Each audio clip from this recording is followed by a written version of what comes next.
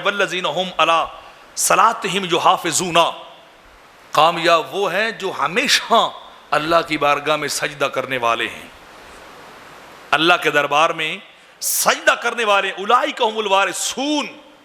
اب سنیے یہ 7 صفات، میں اختتام کی طرف آ رہا ہوں۔ فرمایا اولئک هم الوارثون، یہ جنت کے وارث بنائے جائیں گے جو سجدے کرنے والے ہیں، جو لغو باتوں سے بچنے والے ہیں، جو زکوٰۃ کو ادا کرنے والے ہیں، جو زنا سے بچنے والے ہیں، جو اپنی امانتوں اور وعدوں کو پورا کرنے والے ہیں، اور آخری بات فرمایا والذین هم علی صلاتہم یحافظون، فرمایا ساری کائنات ایک طرف ہوتی ہے، وہ دوڑ کے رب کی بارگاہ میں سجدہ کرنے آ جاتے ہیں۔ بولیے بولیے سبحان اللہ صاحبان، بولیے۔ میں اختتام کی طرف جا رہا ہوں، میں اتنی بات بتا رہا ہوں کہ اولئک هم الوارثون، فرمایا وارث بے نمازیوں کو جنت کا نہیں بنایا جائے گا، وارث زانیوں کو جنت کا نہیں بنایا جائے گا، وارث بے حیاؤں کو جنت کا نہیں بنایا جائے گا، وارث وعدہ خلافوں کو نہیں بنایا جائے گا، جنت کا وارث غافلوں کو نہیں بنایا جائے گا۔ بے نیاز تو نے جنت کسے دینی ہے؟ فرمایا جنت اسے دیں گے جو ہماری بارگاہ میں سجدے کرنے والے ہیں۔ بولیے سبحان اللہ۔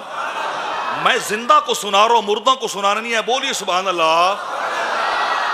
ہم جنت ڈھونڈتے ہیں وظیفوں میں، ہم جنت ڈھونڈتے ہیں کن میں؟ بولیے وظیفوں میں۔ جی وظیفہ بتائیے، وظائف اپنی جگہ پہ، اعمال پہلے آتے ہیں، یہ 7 اعمال ہیں، وظائف نہیں ہیں۔ ہم اعمال سے جان چھڑاتے ہیں، ہم اعمال سے دامن کو بچا کر وظائف میں جنت کو ڈھونڈتے ہیں۔ خدا اور مصطفیٰ آپ کو اور مجھے وظائف سے پہلے اعمال کے بدلے جنت دینا چاہتے ہیں۔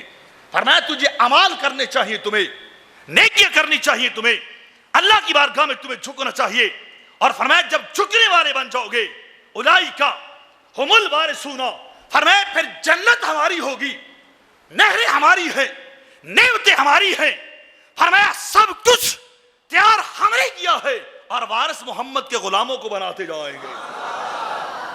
اور وہ وراثت کب تک ملے گی؟